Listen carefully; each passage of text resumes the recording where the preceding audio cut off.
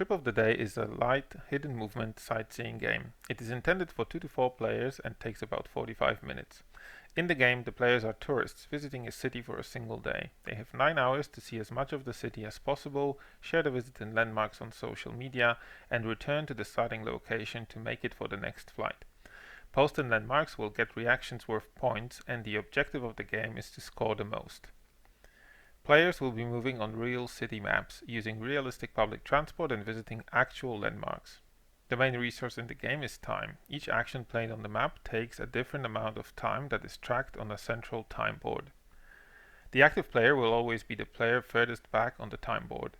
On their turn, they can wait, walk, travel on public transport, or post a landmark.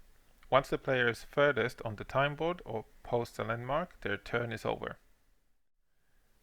Each player has their own map and they move behind screens, so you don't know which landmarks the opponents are heading for. If you are posting a landmark and you are the first one there, you will get a heart reaction, which is worth 3 points. All other players will cover the landmark with a white token. This can still be visited, but will only get a like reaction worth 1 point. As the game progresses, your options will shrink and you will have to adjust your plan to make the most of your visit.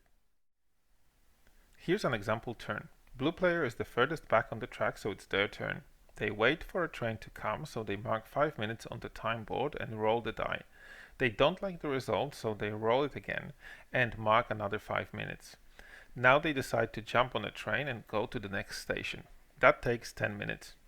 Then they decide to walk to a landmark, which takes 15 minutes. Once they are there, they will move their token to indicate that they will post a landmark. This will happen when everyone else is past that time on the time tracking board, and it's blue player's turn again.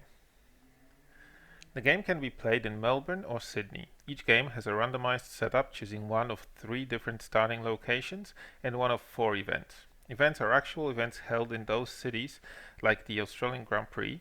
Players can get extra points for visiting them at specific times.